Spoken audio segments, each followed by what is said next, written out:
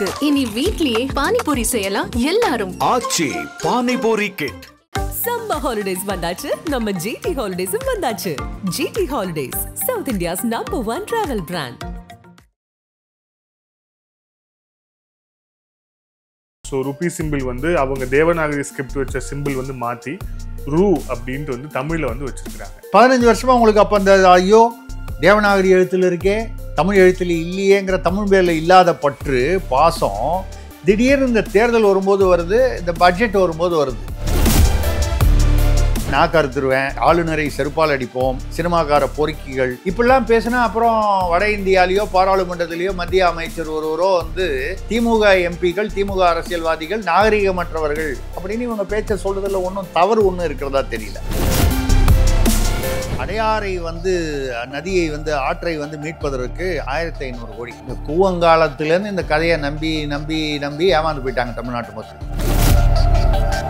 2500 ரூபா மகளிருக்கு கொடுத்துருவாங்க அப்படின்னு ஏற்கனவே வந்து மகளிருக்கு வந்து கொடுக்க முடியாம மூச்சு திணறல் நடந்திருக்கு, கஜானா காலியா இருக்கு. ஆனால் துணை முதலமைச்சர் சொல்றாரு இந்த தகுதி இல்லை எல்லாத்துக்குமே நாங்கள் கொடுத்துருவோம். ராமநாதபுரத்தில் வந்து விமான நிலையம்னு சொல்றாங்க. ராமநாதபுரத்தில் இருக்கிறவனுக்கு முதல்ல சாப்பாடு போடுங்க ஐயா, அவன் பிழைக்கிறதுக்கு தொழிற்சாலை கட்டுங்கய்யா. முடிவு செய்ய ஜாஸ்தியான விமான நிலையம் ஏன்னா இப்போ திமுக ஆட்சி வந்ததுக்கு நிலம் வாங்கலாம் இல்ல, அதான் பரந்தூர் வந்துருச்சு. திராவிடத்தை புரியாமலேயே பேசுகிறீர்கள் வினோத். தொகுதி மறுசீரமைப்புக்காக சித்தராமையா வராரு, அவர்கிட்ட காவேரி விஷயம் பேசுறீங்களா அப்படின்னா அவரு வர விஷயம் வேற, இந்த விஷயம் நாங்க பேச மாட்டோம். அது வரும்போது அது மட்டும் தான் பேசணும். சித்தராமையா டிஸ்டர்ப் ஆயிடுவாரோ, சித்தராமையா சித்தம் கலங்கி விடுவாரோ. மசூதிகள் தேவாலயங்கள் சீரமைப்புக்கு 10 கோடி ஒதுக்கீடு. நாங்கள் சிறுபான்மையினர் நலம், அரசு அலுவலர்கள் விபத்துல இறந்துட்டாங்க அப்படின்னா 1 கோடி ரூபாய். விபத்துங்கிறது கள்ளசாராயம் உண்டா இல்லையா என்பது என்னுடைய கேள்வி. 2100 கோடி ரூபாய் செலவில் சாலைகள். நீ இந்த சாலைகள் போடுறது முக்கியம் இல்லை, ஒதுக்கீடு பண்றது முக்கியம் இல்லை. சொரண்டுனா மறுநாளே தார் கையோட பிச்சுக்கிட்டு வருதே, அதுக்கு ஏதாவது வழி உண்டா? நீர்வளத்துறைக்கு 9460 கோடி ரூபாய் ஒதுக்கீடு. இந்த நீர் எங்கே போய் கடலில் சேருமா, இந்து மகாசமுத்திரத்தில் சேருமான்னு எனக்கு தெரியல. காலை உணவுக்கு 600 கோடி ஒதுக்கீடு. போன வருஷம் என்ன கொடுத்துருக்காங்கன்னு பாருங்க, இதே தான் கொடுத்துருப்பாங்க. 500-600 கோடி தான் இருக்கும். மகளிர் உரிமை தொகைக்கு 13,807 கோடி ரூபாய் ஒதுக்கீடு. இது வந்து துக்க செய்திக்கு மேல வந்து பாலிஷ் போட்டு நல்ல பலபலன்னு வந்து சொல்றாங்க அப்படிங்கிறதா என்னுடைய கருத்து. ஆதர நேயர்களுக்கு அன்பு வணக்கம். இன்றைய சிறப்பு நேர்காணலில் நம்முடன் இணைந்திருக்கிறார் தமிழக அரசியலின் ஆசிரியர் திருசக்தி சுந்தரராமன் அவர்கள். வணக்கம் ஐயா. வணக்கம், எப்படி இருக்கீங்க? நல்லா இருக்கேன் சார். சொல்லுங்க சார். பட்ஜெட் வந்து தாக்கல் இப்போ வந்து நடந்துகிட்டு இருக்கு. பட்ஜெட் வந்து நடந்துகிட்டு இருக்கு, அதுக்கான ஹைலைட்ஸ் பாயிண்ட்ஸ்லாம் வந்துட்டு இருக்கு. அதுக்குள்ள போறதுக்கு முன்பாக நேற்று இந்த பட்ஜெட் சம்பந்தமான இந்த ஆய்வறிக்கை வந்து வெளியிடப்பட்டது. அதில் வந்து ரூபாய் சிம்பிள் சொல்லிட்டு நேஷனலைஸ்டாக நம்ம வந்து ஒரு ரூபாய் சிம்பிள் யூஸ் பண்ணுறோம். தேவநாகரி ஸ்கிரிப்ட் வச்சு ஆய்வறிக்கைன்னு சொல்றது வந்து தமிழ்நாடு அரசுடைய பொருளாதார ஆய்வறிக்கை இல்லை. நீங்கள் ஆய்வறிக்கைன்னு சொன்னோன்னே நான் டக்குனு மைண்டில் வந்து இந்த டாஸ்மாகில் ஊழல் நடந்ததுன்னு சொல்லி 1000 கோடிக்கு இடி வந்து ஒரு விளக்கமாக வழக்கத்திற்கு விரோதமாக 2 பக்கத்துக்கு ஒரு அறிக்கை வெளியிட்டிருக்காங்க. நீங்க அறிக்கைன்னு சொன்னோன்னா என் மைண்ட் அங்க போயிடுச்சு. அது இல்ல, நீங்க சொல்றது வேற. ஓகே, ரைட், வேற அறிக்கை சொல்லுங்க. ஸோ அந்த ருபி சிம்பிள் வந்து மாத்தி இருக்கிறாங்க. ஸோ ருபி சிம்பிள் வந்து அவங்க தேவநாகரி ஸ்கிரிப்ட் வச்ச சிம்பிள் வந்து மாத்தி ரூ அப்படின்ட்டு வந்து தமிழ்ல வந்து வச்சிருக்கிறாங்க. இது வந்து மத்திய அமைச்சர் நிர்மலா சீதாராமன் கண்டனம் தெரிவிச்சிருக்கிறாங்க. இதுக்கு உங்களுடைய பார்வை என்ன? இதுல தேவநாகரி என்பது வந்து இந்தியாவில் உள்ள பெரும்பாலான மொழிகளுக்கு அடிப்படையாக இருந்த மொழி. பல ஆயிரக்கணக்கான வருடங்களுக்கு முன்னால தேவநாகரி மொழி, அதிலிருந்து தான் பல மொழிகள் தோன்றின. நம்ம சொல்கிறது வந்து தமிழாக இருக்கா, இல்லை வடமொழி, அதுக்கப்புறம் வந்த இந்தி, இப்படி தெலுங்கு, கன்னடம். அதாவது இந்தியாவில் உள்ள அந்த ஸ்கிரிப்டுன்னு சொல்லுவோம், அந்த எழுத்து முறை, அது தேவநாகரி முறையிலேருந்து வந்தது. உதாரணமாக நீங்கள் தமிழ்நாட்டில் எடுத்துக்கிட்டிங்கன்னா ராஜராஜ சோழன்கிறது ஒரு அடையாளம்ங்கிறதுனால நான் சொல்கிறேன். 1000-1200 வருடங்களுக்கு முன்னால் அவருடைய அந்த பட்டயங்கள், கல்வெட்டுகள் எல்லாமே எதில் இருக்குது? சமஸ்கிருத எழுத்துக்களில் இருக்குது, தமிழ் எழுத்துக்களில் இருக்குது. ஆனால் தமிழ் எழுத்தில் இப்போ உள்ள தமிழ் எழுத்துக்களிலே அந்த வட்ட எழுத்துக்கள்னு சொல்லுவாங்க. அப்போ உள்ள தமிழ் எழுத்து வந்து இப்போ நீங்கள் நானும் படிக்க முடியாது, சாதாரணமாக படிக்க முடியாது. அது யார்? இந்த தொல்பொருள் ஆராய்ச்சி, இந்த மொழி ஆராய்ச்சியாளர்கள் மட்டும்தான் படிக்க முடியும். அந்த ஸோ அப்படி அதுக்கெல்லாம் வந்து நீங்கள் அடிப்படை பின்னால் பார்த்தீங்கன்னா தேவநாகரி எங்கேயோ ஒரு இடத்துல தொடர்பு படுது. அப்போது 2009 வந்து எந்த ஆட்சியில்? யூபிஏ ஆட்சியில். மன்மோகன் சிங் பிரதமராக இருக்கும்போது திமுக வந்து அதில் வந்து அவர் மாறன்லாம் மந்திரியாக இருக்கும்போது, முரசொலி மாறன் அவர்கள்லாம் இருக்கும்பொழுது ஒரு இது பண்ணாங்க. டாலர்னு போட்டால் அவங்களுக்கு வந்து இதை இப்படி போடுவாங்க. உலகம் முழுக்க இப்படி போட்டால் டாலர். அந்த எஸ்ஸுக்கு குறுக்க இப்படி 2 கோடு போட்டால் உலகம் முழுக்க டாலர்னு ஒரு அறிகுறி. அதுவும் யூஎஸ் டாலர். சிங்கப்பூர் டாலர்னால் எஸ்ன்னு போட்டு அதுக்கப்புறம் அது பக்கத்தில் போடுவாங்க. இது பொதுவான ஒரு விஷயம். இப்போ இந்தோனேஷியாவில் எடுத்துக்கிட்டிங்கன்னா நான் இருந்ததுனால சொல்கிறேன். ருப்பியா அப்படின்னா ஆர் இங்கிலீஷில் பக்கத்தில் பி, ருப்பியா. இந்தியாவில் வந்து ருப்பீஸ் RS போட்டிருந்தாங்க. அப்போது மன்மோகன் அரசு, யூபிஏ அரசு வந்து இந்த உலகளவில் வந்து டாலர் மாதிரி இந்திய ரூபாய்க்கு ஒரு அடையாளம் வேண்டும் என்று ஆசைப்பட்டார்கள். இது தவறில்லை. அது ஒரு தேசிய பற்றுன்னு கூட சொல்லலாம், பெருமைன்னு சொல்லலாம். அந்த வகையில் ஒரு போட்டி வச்சாங்க. அந்த போட்டியில் வென்றவர் யாருன்னு கேட்டால் திமுகவில் எம்எல்ஏவாக இருந்த தர்மலிங்கம் ரிஷிவந்தியம் நினைக்கிறேன். அவர் அந்த எம்எல்ஏவுடைய பையன் உதயகுமார். அவர் வந்து ஐஐடி படித்த மாணவர். அவர் ஆர்வத்துடன் அந்த போட்டியில் கலந்து கொண்டார். அவர் வந்து இந்த ராமா அப்படின்னு சமஸ்கிருதத்துலேயோ ஹிந்திலேயோ, ஏன்னா சமஸ்கிருதம் ஹிந்தி கிட்டத்தட்ட ஒரே எழுத்துக்கள். அந்த ராமான்னு வரக்கூடிய அந்த ருப்பியா ருப்பி அப்படின்னு வரக்கூடிய அந்த முதல் ரா போட்டார். அப்புறம் அவரே என்ன சொல்கிறாரு? லத்தீன் மொழி என்ன? ஆங்கிலம் எதுலேருந்து வந்து? ஆங்கிலம் வந்து கலப்பு மொழி. லத்தீன், கிரேக்கம் பல மொழிகள் கலந்து அதிலிருந்து பிறந்தது தான் ஆங்கிலம். ஆங்கிலம் வந்து ஒரு மூல மொழி கிடையாது. தமிழ் வந்து ஆதிமொழி, வடமொழி ஆதிமொழி, சீன மொழி ஆதிமொழி, லத்தீன், கிரேக் ஆதிமொழிகள். ஆனால் ஆங்கிலம் இல்லை. இந்தியும் ஆதிமொழி இல்லை, நம்ம பொதுவாக சொல்கிறோம். அப்போ அந்த மாதிரி வரும்போது இப்படி குறுக்க போட்டால் அதில் வந்து ஏதோ அந்த சைனீஸ் எழுத்து, ஜப்பானீஸ் எழுத்துக்கு ஒரு வித்தியாசம். சீன மொழி வந்து ஆதிமொழி, ஆனால் அது இப்போ பிரிஞ்சு போச்சு பல மொழிகளாக. அது வேறு விஷயம். எதுக்காக சொல்லணும்னா இது ரெண்டையும் கலந்து அவர் இப்படி ஒரு சிம்பல் போட்டார், அடையாளம். அந்த சிம்பல் வந்து ஜெயிச்சிருச்சு அந்த போட்டியில். அவங்க வந்து இது கொஞ்சம் ஈஸியாக இருக்குது, மக்களுக்கு புரிகிற மாதிரி இருக்குது அப்படின்னு சொல்லி, அப்போ யார்? ப. சிதம்பரம் வந்து அவர்கள் நிதியமைச்சராக இருந்து அவர் தான் இந்த போட்டியுடைய முடிவை அறிவித்து அவரை கௌரவித்தார். யாரை? திமுகவை சேர்ந்த தர்மலிங்கம் எம்எல்ஏவாக இருந்த அவருடைய மகன். அவர் திமுககாரன்றதை விட தமிழர், ஐஐடி மாணவராக இருந்தார். அவர் வந்து ஜெயிச்சிட்டார். அப்போ வந்து அவர் வந்து கலைஞரிடம் வந்து திமுக தலைவரிடம் வந்து ஆசிகள் பெற்று சென்றார். இது வந்து தமிழுக்கு எதிரானது அப்படின்னா இதில் 2 விஷயம். ஒன்று, நாடு பூரா இருக்கக்கூடிய ஒரு அடையாளத்தை வந்து நம்ம தமிழ்நாட்டுக்குன்னு தனியாக ஒரு அடையாளம் வச்சுக்கிறேன்னு ஒரு மாநிலமும் ஆரம்பித்தால் இது முடிவே இல்லை. இது பிரிவினைவாதம். நீங்கள் அங்கே நான் கரன்சி நோட்டு வந்து காந்தி படம் போட்டு அவங்க அடிக்கிறாங்க நாசிக்கில். நாங்கள் வந்து இங்கே வந்து பெரியார் படத்தை போட்டு நாங்கள் வந்து ரூபா நோட்டு அடிச்சுக்கிறோம். தமிழ்நாட்டில் நாங்கள் திருப்பூரில் அடிச்சுக்கிறோம். திருப்பூரில் முன்னால் உங்களுக்கு ஞாபகம் இருக்குன்னு நினைக்கிறேன், டாக்டர் கிருஷ்ணன் ஒருத்தர் நிறைய கள்ள நோட்டு அடித்து மாட்டிக்கிட்டார். நான் சொல்கிறது 30-40 வருஷத்துக்கு முன்னால் மிகப்பெரிய அளவில் வந்து கள்ள நோட்டு அடிக்காத ஒரு டாக்டர். அவர் டாக்டர் கிருஷ்ணன் எடுத்து பார்த்தீங்கன்னா கூகுளில் கண்டுபிடிக்கலாம். அதனால் திருப்பூர்னு சொன்னேன். திருப்பூர் மக்கள் தவறாக நினைக்க வேண்டாம். ஏன்னு கேட்டால் எங்கே வேணாலும் அடிக்கலாம். பிரிண்ட் மிஷின் எங்கே இருக்கோ அங்கே அடிக்க வேண்டியதானே. இப்போ நாங்கள் வந்து தமிழ்நாட்டில் வந்து நாங்கள் பெரியார் படத்தை போட்டு நாங்கள் ரூபா நோட்டு அடிக்கிறோம்னு சொன்னால் செல்லுமா? அதாவது நாடு முழுக்க ஒரு அடையாளம் இருக்கும் பொழுது அதை வந்து நீங்கள் செய்வதே சட்டவிரோதமானது, மரபுக்கு முரணானது, இந்த ரூபான்னு மாற்றினது. சரி, அடுத்த கேள்வி, இதை கொண்டு வந்ததே ஒரு திமுகவை சேர்ந்த ஒரு குடும்பத்தை சேர்ந்த ஒரு தம்பி. அது திமுகன்றதை தள்ளி வச்சுட்டு பார்த்தீங்கன்னா தமிழர், தமிழுக்கு எதிரானதுன்னா இதை கொண்டு வந்தது யார்? யூபிஏ அரசு. ஏன் கொண்டு வந்தீங்க? அன்றைக்கே நீங்கள் தான் அரசில் இருந்தீங்களா? அன்றைக்கி நீங்கள் சொன்னால் அந்த யூபிஏ அரசு, மன்மோகன் அரசு வந்து என்ன சொன்னாலும் கேட்குற அளவுக்கு ஒரு உங்களுக்கு ஒரு கிரிப் இருந்தது இல்லை. அன்றைக்கே இதை எதிர்த்துருக்கலாமே. எதிர்த்தீங்களா? இல்லை. கலைஞர் வாழ்த்தி அனுப்பினார், ப. சிதம்பரம் வெளியிட்டார். சரி, 15 வருஷமாக இது வரைக்கும் இதை பற்றி பேசியிருக்கீங்களா? பேசலை.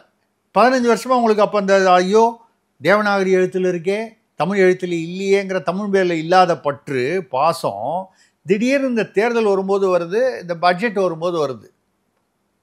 ரெண்டாவது, இங்கே சட்ட ஒழுங்கு அதிகமாக இருக்குது, சட்ட ஒழுங்கு பிரச்சனைகள் அதிகமாக இருக்குது, குற்றங்கள் அதிகமாகுது, கஜானாவில் பணம் இல்லை, இப்படிப்பட்ட இதில் வந்து சாராய ஊழல். இப்போ கூட நேற்று கூட இடியில் வந்து ரொம்ப வித்தியாசமாக 2 பக்கத்துக்கு அறிக்கை விட்டுருக்காங்க. 4 வரியில் வழக்கமாக சொல்லிட்டு போயிடுவாங்க. விசாரணை நடந்து கொண்டிருக்கிறது, சில ஆவணங்கள் கிடைத்திருக்கின்றன, நாங்கள் மேலும் விசாரணை நடத்தி கொண்டிருக்கிறோம்னு ஒரு 2 வார்த்தை தான் சொல்லுவாங்க. 2 பக்கத்துக்கு எப்படியெல்லாம் ஊழல் நடந்திருக்குன்னு போட்டிருக்காங்க. அது தனியாக ஒரு நாளைக்கு வச்சுப்போம். ஏன்னா அதுவே பெரிய சப்ஜெக்ட். 1000 கோடி அதிகாரிகளுக்கு மட்டும் போயிருக்கு, மிச்சம் வந்து எவ்வளோ போயிருக்கு, யாருக்கு எவ்வளோ போயிருக்குங்கிறதெல்லாம் விசாரிச்சுக்கிட்டு இருக்கோன்னு போட்டிருக்காங்க. எடப்பாடி கூட பேசியிருக்காரு, 40,000 கோடி ஊழல் நடந்திருக்குங்கிறாங்க, 1 லட்சம் கோடி ஊழல் நடந்திருக்குங்கிறாங்க. அதாவது 50% டிஸ்டிலரியிலேருந்து வரக்கூடிய ஜெகத் ரட்சகன், கால்ஸ் வாசுதேவன், ஜெயமுருகன் இவங்களுடைய அந்த இதிலேருந்து வரக்கூடிய இது எல்லாமே 50% வந்து அஃபிஷியலாக கவர்மெண்ட்டுக்கு போகிற மாதிரியும், மிச்சம் லேபிள் அடித்ததெல்லாம் வந்து இல்லீகலாக வேற எங்கேயோ போகுது. வேற எங்கேயோனா கரூர் கம்பெனிக்கு போகுது. கரூர் கம்பெனிலேருந்து தலைமை குடும்பத்துக்கு போகிறதா சொல்லப்படுகிறது. தெரியல, நமக்கு தெரியாது. ஸோ இதிலேருந்தெல்லாம் இந்த மடைமாற்றம் செய்வதற்காக தான் இந்த ரூபா விஷயம். 15 வருஷமாக இல்லாத தமிழ் பற்றி ஏன் இன்னைக்கு வந்தது? இவங்க 2021 ஆட்சிக்கு வந்துட்டாங்கல்ல, அப்போவாவது இதை கொண்டு வந்திருக்கலாமா? எத்தனை பட்ஜெட் வந்திருக்கு? இது வரைக்கும் 3 பட்ஜெட் வந்துருச்சுங்களா? தங்கம் தென்னரசே இது 2வது பட்ஜெட்னு நினைக்கிறேன். அதுக்கு முன்னால் பிடிஆர். அப்போ 3 பட்ஜெட்டில் இந்த ரூ வரல, இப்போ திடீர்னு வந்துருச்சே தமிழ். இது ஒன்று. 2வது, இந்தியை பூத்துகிறார்கள்னு சொல்கிறீங்க. முதல்ல இந்த ரூபா நோட்டில், நீங்கள் ரூபா நோட்டு வச்சுருப்பீங்க, நீங்கள் வச்சுருக்கீங்க, நான் வச்சுருக்கேன். ரூபா நோட்டில் எடுத்து பார்த்தீங்கன்னா இப்போ வந்து நிறைய மொழிகளில் இருக்கும். ருப்பி ருப்பி ருப்பி அப்படிங்கிறது வந்து 20 ருப்பி. அது என்ன காந்தி சிரிச்சிட்டு இருப்பார். பக்கத்துலேயே வந்து சில மொழிகளில் வந்து அந்த வார்த்தை இருக்கும். இதில் இந்தி எப்போ வந்தது தெரியுமா உங்களுக்கு? மோடி வந்ததுக்கப்புறம் வந்திருக்கும்னு நினைக்கிறீங்களா அப்படின்னு திமுக காரங்களை கேட்டால் சொல்லிடுவாங்க. 1951க்கு முன்னால் வெள்ளைக்காரன் பீரியட்லேயே இந்தியாவில் வந்து கரன்சி நோட்டு இருந்தது. வெள்ளைக்காரன் கொண்டு தான். அதில் வந்து 8 மொழி இருந்தது. அந்த 8 மொழியில் தமிழ் இருந்தது, தெலுங்கு இருந்தது, கன்னடா இருந்தது, ஒரியா இருந்தது, வங்காள மொழி இருந்தது. இந்தி இல்லை தோழரே, இந்தி இல்லை. எப்போ வந்தது? 1951. சுதந்திரத்துக்கு அப்புறம், சுதந்திரம் அடைஞ்ச உடனே கூட வரல, 51 வந்தது. 51 யார் வந்து அப்போ பிரதமராக இருந்தால்? காங்கிரஸ், மத்தியில் காங்கிரஸ் அரசு, ஜவஹர்லால் நேரு பிரதமராக இருந்தார். ஸோ 1951 கரன்சி நோட்டில், ரூபா நோட்டில் இந்தி மொழியை உள்ளே திணித்தது யார்? காங்கிரஸ் அரசு. அவங்களோட தான் இன்னைக்கு கூட்டணி இருக்காங்க. செல்வ பிறந்தகை இதற்கு பதில் சொல்வாரா? சரி, யூபிஏ அரசில் தான் இந்த ருப்பியான்ற அந்த ரூபாங்க, அந்த தேவநாகரி அடையாளம், லத்தீன் கலந்த அடையாளம் வந்தது. அதுவும் யூபிஏ அரசில் வந்தது. வழக்கமான விஷயந்தான். நீட் தேர்வு காந்தி செல்வனே கைத்து போடுவார். இன்றைக்கி வந்து எதிர்ப்பாங்க. மெத்தேனை வந்து இவங்களே கொண்டு வருவாங்க, இவங்களே எதிர்ப்பாங்க. ஸ்டெர்லைட்டுக்கு இவங்களே வந்து அப்ரூவல் கொடுப்பாங்க, பின்னால் இவங்களே எதிர்ப்பாங்க. டங்ஸ்டன் இவங்களே பர்மிஷன் கொடுப்பாங்க, பின்னால் இவங்களே எதிர்ப்பாங்க. இவங்களே வந்து இந்த இருமொழி கொள்கை, மும்மொழி கொள்கை பார்த்தீங்கன்னா தர்மேந்திர பிரதான் வந்து கிழின்னு கிழிச்சிருக்கார், மத்திய அமைச்சர். ஏன்னா அவர் வந்து அன்சிவிலைஸ்டுங்கிற ஒரு வார்த்தை சொன்னார். திமுக எம்பிகளை தான் சொன்னார். திமுக எம்பிகளை அது தமிழில் வரும்போது நாகரிகமற்றவர்கள் தமிழர்கள்னு இவங்க இதை போட்டாங்க. தமிழர்கள்ங்கிற வார்த்தை அவர் எங்கேயுமே யூஸ் பண்ணல. எம்பிஸ் ஃப்ரம் தமிழ்நாடு, டிஎம்கே எம்பிஸ்ன்னு சொன்னார். 40 பேரும் 39 பேரும் திமுக கூட்டணி எம்பி தான். அதனால் வந்து அவர் வந்து சொன்னார், அன்சிவிலைஸ்டானா நீங்கள் திடீர்னு கலாட்டா பண்ணுறாங்க. பாராளுமன்றத்தில் அன்சிவிலைஸ்ட் என்பது அது வேறு அர்த்தம். பாராளுமன்றத்தில் நீங்கள் நடந்து கொள்ள வேண்டிய சில விதிமுறைகள் இருக்குது. அந்த விதிமுறைகளுக்கு முரண்பாடாக நடந்து கொண்டால் அது அன்சிவிலைஸ்ட் என்று சொல்வது பாராளுமன்ற மொழி. அவர் பாராளுமன்றத்தில் பேசினதை பற்றி தான் சொன்னார். தமிழ்நாட்டில் இருக்கிறவன் பூராவோ திமுகவில் இருக்கிற எல்லாருமே வந்து அநாகரிகமானவர்களோ அவர் சொல்லலை. இதை பாராளுமன்றத்தை விட்டு தமிழர்களை சொல்லிட்டாங்கன்னு. இப்போ அதுக்கு கூட அவர் வந்து என்ன பண்ணார்?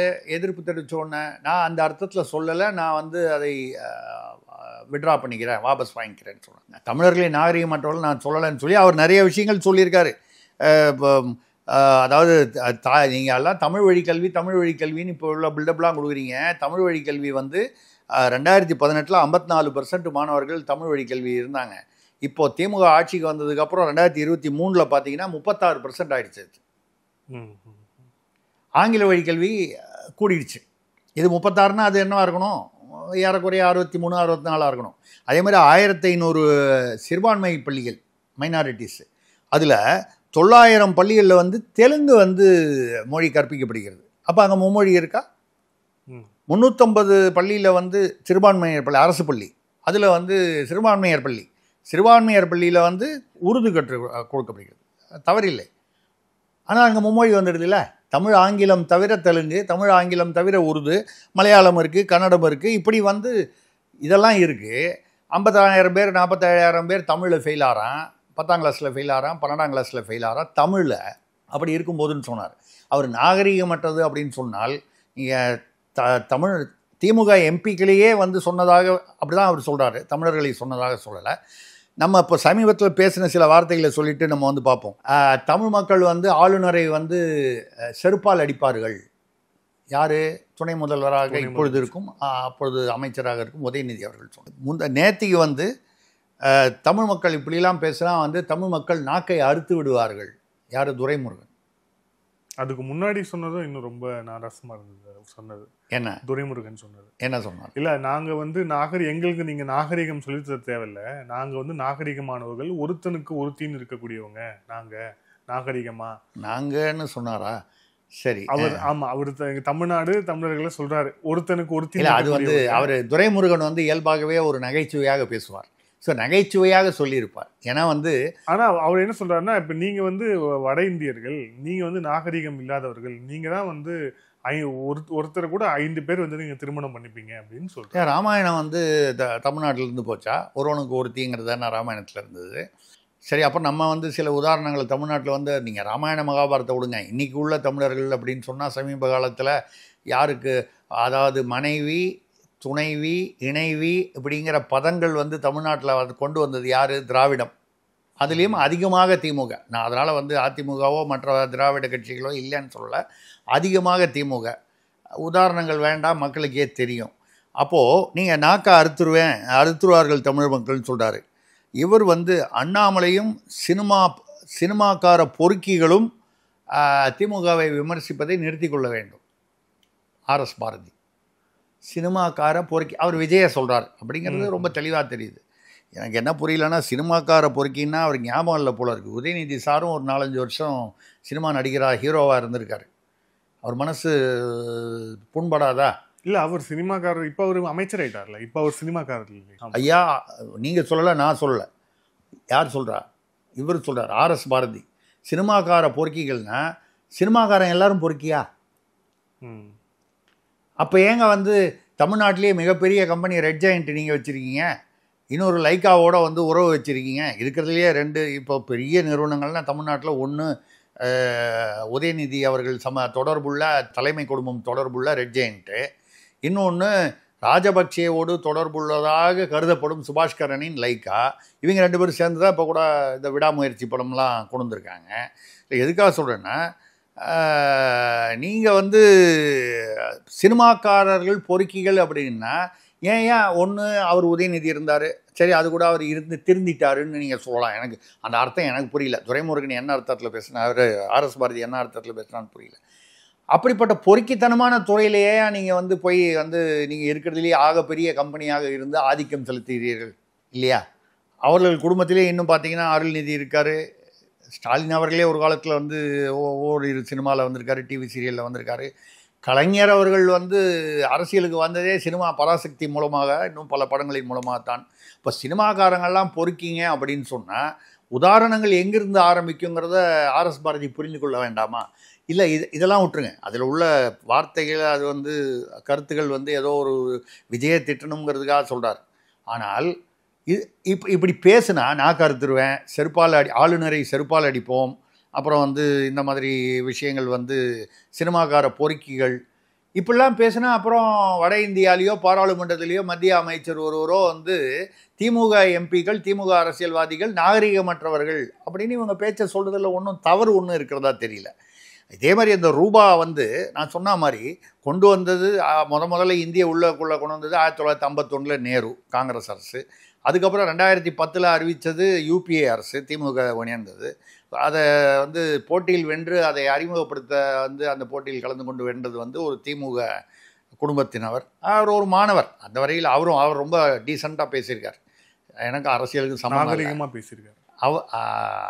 அவர் நாகரிகமாக பேசியிருக்கிறார், அந்த மாணவர் நாகரிகமாக பேசியிருக்கிறார். நம்ம அதை வரைக்கும் சொல்லுவோம் நம்ம. அதாவது ஏன்னா வந்து தமிழர்கள்னால் வந்து நீங்கள் வந்து நாக்க இருக்கிறதும் சினிமா பொறுக்கிகள்னு வச்சும் ஆளுநரை செருப்பால் அடிப்பேன்னு சொல்கிறத வச்சு தமிழர்களை மதிப்பெண் இடையான திமுக குடும்பத்தில் சேர்ந்தவர்களும் சில பேர் வந்து நாகரிகமாக பேசுபவர்கள் இருக்கிறார்கள் ஒரு காலம். அதனால தான் அவருக்கெல்லாம் அந்த மாதிரி ஆட்களுக்கெல்லாம் ஒன்றும் பதவி இதவி கொடுக்குறது இல்லையா, அவங்க பிரபலமாக அடைகிறது இல்லையா நமக்கு தெரியல.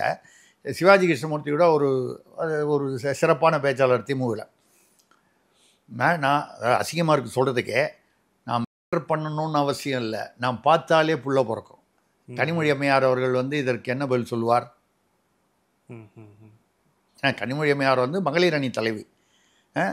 நான் மேட்டர் பண்ணால் தான் புள்ள பிறக்கணும்னு அவசியம் இல்லை, மேடையில் பேசுகிறாரு. எங்கே? உதயநிதி அவர்களுடைய பிறந்தநாள் விழாவில். எவ்வளவு அநாகரிகமான ஒரு பேச்சு! இந்த பேச்சை எல்லாம் கண்டிக்காமல் இவர்கள் அநாகரிகமானவர்கள்னு சொன்னால் கோபம் மட்டும் வருது. நீங்கள் சொல்கிற அந்த பட்ஜெட்டுக்கு வந்துடுவோம் நம்ம. அதிலிருந்து நீங்கள் அந்த பட்ஜெட்டுடைய ஆய்வறிக்கை சொன்னீங்க. அந்த அறிக்கையில் பார்த்தீங்கன்னா வந்து மேற்கு மாவட்டங்கள் வந்து பொருளாதாரத்தில் பலமாக இருக்கின்றன சொல்கிறாங்க. அப்படி கிழக்கு மாவட்டங்கள் பலவீனமாக இருக்கின்றன. இது பலமாக இருக்குதுன்னு சொன்னால் இது பலவீனமாக, மேற்கு கிழக்கு வடக்கு தெற்குன்னு பிரிக்கலாம். தென் மாவட்டங்கள்லாம் உங்களுக்கு மதுரை தூத்துக்குடி இப்படி வந்துடும். வட மாவட்டங்கள்லாம் இந்த பக்கம் சென்னைக்கு இந்த பக்கம் இருக்கக்கூடிய மேலே உள்ள மாவட்டங்கள் அந்த மாதிரி வரும். உங்களுக்கு மேற்குன்னா கொங்கு மாவட்டங்கள். இதில் வந்து அந்த அந்த புள்ளி விவரத்தில் வந்து என்னை பொறுத்த வரைக்கும் வந்து திமுகவை நம்ம வந்து ஏதோ தாக்கணுங்கிறதுக்காகவோ விமர்சனம் பண்ணணுன்றதுக்காகவோ நம்ம பேசலை. இயல்பாக உள்ளது இந்த புள்ளி விவரம் வந்து எதேச்சியாக உள்ளது, இயல்பாக உள்ளதுன்னு நான் ஏன் சொல்கிறேன்னால், தமிழ்நாட்டில் வந்து அதிகமாக தொழிற்சாலைகள் இருப்பது வந்து கோவை, பல்லடம், திருப்பூர், ஈரோடு இந்த பகுதியில் தான். உற்பத்தி சாலைகள், மேனுஃபேக்சரிங் இண்டஸ்ட்ரீஸ், தொழிலாளர்களும் அங்கே அதிகம். அப்போ அங்கே வந்து எக்கனாமிக் ஆக்டிவிட்டி அதிகம். சென்னையை விட கோவை நகரத்தில் வந்து இது அதிகம், பணப்புழக்கம் அதிகம். சென்னை மாநகரத்தை விட இதில் வந்து கோவையில் அதிகம். அதாவது சென்னையில் இருக்கிற மக்கள் ஒட்டுமொத்தமாக இவ்வளவு கோடி ரூபாய் ஒரு நாளைக்கு செலவு செய்கிறார்கள்னா அதை விட கோயில் அதிகம். அப்படின்னா என்ன அர்த்தம்? பணப்புழக்கம். ஏன் பணப்புழக்கம்? தொழிற்சாலைகள் என்றால் பொருளாதாரம். ஆக இது வந்து திமுக அதிமுக ஆட்சிக்கு எந்த சம்மந்தமும் இல்லை. இது இயல்பாகவே அங்கே வந்து தொழிற்சாலைகளுக்கு உண்டான மற்ற சூழ்நிலைகள்லாம் அங்கே வந்து இருக்குது. ஆரம்பத்துலேருந்து அப்படி தான் இருந்திருக்கு. அப்போது எந்த ஆட்சி, அது திமுகவோ அதிமுகவோ என்ன செய்யணும்? அதுக்கு சமமாகவோ அதற்கு ஓரளவுக்கு அது இணையாகவோ கொண்டு வருவதற்கு இந்த மற்ற மாவட்டங்களில் வந்து நீங்கள் வந்து தொழில்களை துவங்க வேண்டும். எங்கே பல தொழிற்சாலைகள் வந்து சிப்காட்லாம் வந்து வேறு நிகழ்வுகள்லாம் நான் பேசியிருக்கேன். தூத்துக்குடியில் அங்கங்கெல்லாம் வந்து சிப்காட்லாம் ஆரம்பித்து தாழ்த்தப்பட்டவர்கள் அல்லது பட்டியல் இனத்தவர்கள் என்று சொல்லக்கூடிய அந்த எஸ்சி எஸ்டிக்காக உள்ள இதெல்லாம் வந்து 200 யூனிட் வந்து அப்படியே வந்து பல வருஷங்களாக 20 வருடங்களாக வந்து பூட்டப்பட்டு இருக்கின்றன. தூத்துக்குடி ஒரு தென் மாவட்டத்தில் தான் சிப்காட் 200 யூனிட் ஒன்று உள்ளே நேராக போய் வந்து யூ கேன் ஆக்குப்பை உள்ளே போய் நீங்கள் வந்து அப்படியே உட்காந்து இயங்கலாம். அதாவது எலக்ட்ரிசிட்டிலாம் கட்டி எலக்ட்ரிசிட்டி வச்சு எல்லா விதமான அந்த ரோடெல்லாம் போட்டு ஒரு குட்டி நகரம் மாதிரி. இதில் வந்து 200 வந்து இந்த பட்டியலினத்தை சேர்ந்தவர்களுக்காக அப்படின்னு தனியாக அவங்களை முன்னேற்றுவதற்காக. இன்னொரு பகுதி வந்து பொதுவானது. இந்த பட்டியலினத்தை சேர்ந்தவர்களுக்காக உள்ள அந்த 200ம் அப்படியே பூட்டி கிடக்கு 20 வருஷமானு சொல்லும்போது என்ன அர்த்தம்? அதிமுக ஆட்சி திமுக ஆட்சி மாறி மாறி இருக்குது. அப்போ இவர்கள் இந்த சும்மா வாயால் வந்து சர்வீஸ் பண்ணுறாங்க. அதாவது வந்து இப்போ நாங்கள் வந்து தாழ்த்தப்பட்டவர்களுக்காக, ஏழைகளுக்காக, பொருளாதாரத்தில் பின்தங்கியவர்களுக்காக அரசு அப்படின்னு சொல்லுது. இது வந்து திமுக அரசு அதிகமாக சொல்கிறது, அதிமுக அரசு இதையே சொல்லியிருக்கு. ஆக மொத்தம் அந்த 20 வருஷத்தில் இது ஒன்றுமே செய்யலைன்னால் அப்போ இந்த நீங்கள் சொல்கிற அந்த பட்ஜெட் புள்ளி விவரம் மேலும் மேலும் வந்து ஏற்கனவே வந்து பல வருடங்களுக்கு முன்னால், ஒரு 20 வருஷத்துக்கு முன்னாலேயோ 25 வருஷத்துக்கு முன்னாலேயோ காமராஜர் ஆட்சியும் போது வந்து அந்த பீரியடில் கிட்டத்தட்ட வந்து மேற்கு வந்து அதிகமாக பலம் பெற்றது. காமராஜர் வந்து மேற்குன்னு அங்கே உள்ள சூழ்நிலைகள் எப்படி ஸ்பின்னிங் மில்ஸ் போடணுன்னா அதுக்கு தகுந்த சில கால மற்ற சூழ்நிலைகள், இந்த கிளைமேட் சூழ்நிலைகள்லாம் இருந்தால் தான் அங்கே போட முடியும். அங்கே 2வது மக்கள் தொகை இருக்கணும், பல விஷயங்கள் இருக்குது, டிரான்ஸ்போர்ட் சாலைகள் இருக்கணும். அப்போ நீங்கள் அதுக்கு ஈக்குவலாக இங்கே கொண்டு வரலைன்னா என்ன அர்த்தம்? நீங்கள் எங்கேயுமே நீங்கள் வந்து இப்போ அதில் வேறு வந்து உங்களுக்கு வந்து மேற்கு மாவட்டங்கள் பொதுவாக அதிமுகவுக்கு சாதகமாக இருக்கக்கூடியவை, இயல்பான ஒரு விஷயம், யதார்த்தமாக. மற்ற மாவட்டங்களில் வந்து திமுக சிலது, சென்னை வந்து திமுகவின் கோட்டைன்னு சொல்லுவாங்க, தென் மாவட்டங்களில் திமுகவின் கோட்டைன்னு சொல்லுவாங்க. ஒரு அதில் ஓரளவுக்கு ஒரு தேர்தலுக்கு சில மாறுபாடுகள் இருக்குமே தவிர பொதுவாக இப்படி சொல்லுவாங்க. அப்போது நீங்கள் இப்போது மறுபடியும் இவங்க ஆட்சியிலையும் அதே தான் இருக்குது. கிழக்கு மாவட்டங்கள் பலம் பெறவில்லைன்னா என்ன அர்த்தம்? நீங்கள் திருப்பி நீங்கள் பலவீனமாக இருக்கக்கூடிய திமுக வந்து தான் பலவீனமாக இருக்கக்கூடிய மேற்கு மாவட்டத்திலேயே தான் கான்சன்ட்ரேஷன் பண்ணுறாங்க. மற்ற தெற்கு வடக்கு பார்த்திங்கன்னா ரொம்ப ராமநாதபுரம் சிவகங்கையெல்லாம் வந்து ரொம்ப மோசமாக இருக்கும். அதாவது பொருளாதார நிலைமை வந்து இருக்கிறதுல பெரம்பலூர் இதெல்லாம் வந்து எடுத்திங்கன்னா ரொம்ப கம்மியாக இருக்கும். அப்போ அங்கெல்லாம் நீங்கள் கான்சன்ட்ரேட் பண்ணலைன்னு அப்போ அந்த ஆய்வறிக்கை சொல்கிறதா தான் நம்ம எடுத்துக்க முடியும். நீங்கள் தான் அதுக்கு காரணம் நம்ம சொல்லலை. ஆனால் அதை சரி செய்ய வேண்டியதோ சமன் செய்வதற்கான முயற்சியோ எதுவும் பெரிதாக எடுக்கவில்லைங்கிறது அதில் எடுத்துக்கலாம். இதை தவிர பட்ஜெட்டுடைய ஹைலைட்ஸில் வந்து பார்த்தீங்கன்னா இதில் என்னென்னா அந்த பட்ஜெட் வந்து தாக்கலாகிறதுக்கு முன்பாகவே வந்து நிறைய விஷயம் எதிர்பார்க்கப்பட்டது. ஒன்று வந்து மகளிர் உரிமை தொகை வந்து அதிகப்படுத்தப்படும் அப்படின்னு எதிர்பார்க்கப்படுது. ப்ளஸ் திமுக ஆட்சியுடைய ஒரு இந்த ஒரு அதாவது லாங் பட்ஜெட், அதாவது வந்து முழு பட்ஜெட் வந்து ஏன்னா அடுத்த பட்ஜெட் வந்து இடைக்கால பட்ஜெட். ஓகே, ஸோ வந்து இவ்வளவு எதிர்பார்ப்புகளுக்கு மத்தியில் இந்த பட்ஜெட் வந்தது. ஆனா பெரிய அளவுக்கான ஹைலைட்டான பாயிண்ட்ஸ் அப்படிங்கிறது இல்லை, ஒரு ரெகுலர் பட்ஜெட்டா இருக்கு. இன்னும் அப்படி சொல்லி நீங்க வந்து எங்களை வந்து சிரமப்படுத்திட்டீங்க வினோத். என்ன சார்? நாங்கள் சென்னையில் மட்டும் கிட்டத்தட்ட ஒரு 100 இடத்துல பெரிய எல்இடி, ஒரு இடத்துலையும் லட்சக்கணக்கில் செலவு பண்ணி எல்இடி வச்சு நாங்கள் வந்து அங்கே பண்ணியிருக்கோம். இப்போ கூட நான் வரும்போது டி நகர் தாண்டி தான் வந்தேன். பயங்கர பாண்டி பஜாரில் பயங்கர கூட்டங்க. 4 பேரோ 5 பேரோ உட்காந்துருக்காங்க. ஒரு 2-3 பேர் ஓரமாக நிற்கிறாங்க. இந்த நான் சொல்கிறது பட்ஜெட் அங்கே அமைச்சர் தங்கம் தென்னரசு அங்கே பட்ஜெட் வந்து வாசித்து கொண்டிருக்கிறார். அதாவது சில லட்சங்கள் அந்த பெரிய எல்இடி டிவி வச்சு அதுக்கு கனெக்ஷன் போட்டு அது ரைட்டு, அது எங்கிறது கனெக்ஷன் எடுக்கிறாங்க, கடவுளுக்கு தான் புண்ணியம், ரைட்டு ஏதோ ஒரு கணக்கில் வருது போட்டு அங்கே வந்து சேர்லாம் போட்டு உட்காந்துருக்காங்க. 4 பேர் உட்காந்துருக்காங்க. 2-3 பேர் ஓரமாக அந்த பக்கமாக போகிறவன் இங்கே நிற்கலாமா, கொஞ்சம் ஒதுங்கி நின்று, அது அவ்வளோதான். லட்சக்கணக்கில் செலவு. இல்லை பட்ஜெட்டை வந்து நாங்கள் வந்து பொதுமக்கள்கிட்ட கொண்டு போகிறோம், எல்லாரும் இதை வந்து பார்க்கட்டும். பார்க்குறாங்களே, எல்இடியில் போட்டு பார்க்குறாங்களே. அந்த 4-2-6 பேர் பார்த்தாங்களா இல்லையா? 4-2-6 பேர் பார்த்தாங்கல்ல. இந்த 6 பேருக்கு வந்து தலைக்கு அதாவது ஒரு 2 லட்ச ரூபா பாண்டி பஜாரில் போட்டது வந்து ஒரு 2-3 லட்ச ரூபா செலவுன்னு வச்சுங்க. இந்த 6 பேர் கணக்கு பார்த்தா ஆளுக்கு 50,000 ரூபா செலவா இல்லையா? தமிழ்நாட்டில் ஒவ்வொரு குடிமனுக்கும் 50,000 ரூபா செலவுன்னு நாங்கள் சொல்லலாமா இல்லையா? நாங்கள் என்னங்க பண்ணுறது? போட்டோம், நீங்கள் வந்து பார்க்கல, அப்போ தலைக்கு 50,000 ரூபான்னு ஒரு கணக்கு கொடுக்க. இப்படித்தான் திமுக திராவிட மாடல் ஆட்சியில் இப்படி தான் நடக்குது. நீங்கள் வந்து என்ன, நீங்கள் ஒரு நம்ம ஃபாஸ்ட்டாக வந்து அது பார்த்துருவோம் என்ன வந்திருக்குன்னு. அடையாரை வந்து நதியை வந்து ஆற்றை வந்து மீட்பதற்கு 1500 கோடி. இந்த கூவங்காலத்துலேருந்து இந்த கதையை நம்பி ஏமாந்து போயிட்டாங்க தமிழ்நாட்டு மக்கள். கூவத்தை சுத்தப்படுத்துகிறேன்னு 3 கோடி முதல்ல கதை வந்து கேட்டதுலேருந்து இந்த அடையாறு வந்து ஒரு பட்ஜெட்லேயும் பார்த்தீங்கன்னா இந்த அடையாறு, ஏன்னா அடையாரை ஒட்டி நிறைய இல்லீகல் என்க்ரோச்மெண்ட்ஸ் இருக்குது, சட்டவிரோதமான குடியிருப்புகள். இதை இவங்களால் வந்து என்ன பண்ணாலும் அவனை விரட்டி விட்டா இன்றைக்கி விரட்டி விட்டா மறுபடியும் நாளைக்கு வந்துடுவான். ஏன்னா அவன் பல வருஷங்களாக இருக்காங்க. இவர்களுக்கு ஏன் வந்து அதை இவங்களால் செய்ய முடியலன்னா, ஒன்று வந்து இதில் கட்சி அரசியல் உள்ளே வந்துடுது. அதில் இருக்கிறவங்க வந்து அங்கே லோக்கல் கட்சியுடைய திமுக நிர்வாகிகளுடைய ஆதரவு பெற்று வந்துடுறாங்க. நான் திமுகனா திமுக ஆட்சியில் சொல்கிறேன், அதிமுகலன்னா அதிமுக ஆட்சியில் சமமாக தான் பேசுகிறேன் நான். வந்துடுவாங்க. அப்போ கட்சி நிர்வாகிகள் அங்கே தலையிடும் பொழுது இன்றைக்கி வந்து தாசில்தாரோ யாரோ வந்து வருவாய்த்துறை அலுவலர் வந்து எல்லாரையும் விரட்டுவாங்க. அது கட்சி நிர்வாகி வந்து சும்மா இன்றைக்கி போங்க, நாளைக்கு நீங்கள் பார்த்துக்கிட்டு நீங்கள் வந்துடலாம். இப்போ இதுதான் நடக்குது. எங்கள் வீட்டுக்கிட்டே நடக்குது, நான் கண்ணால் பார்த்துக்கிட்டு இருக்கேன். உயர்நீதிமன்றம் வந்து ஒரு அந்த ரோடு அடையாறில் கெனால் பேங்க் ரோடுன்னு ஒரு முழு ரோடு, கிட்டத்தட்ட ஒரு 2 கிலோமீட்டர் போகக்கூடிய ஒரு ரோடு முழுக்க உள்ள வந்து எல்லாமே இல்லீகல் என்க்ரோச்மெண்ட்டுன்னு ஆர்டர் பண்ணி 3 வருஷம் ஆகுது.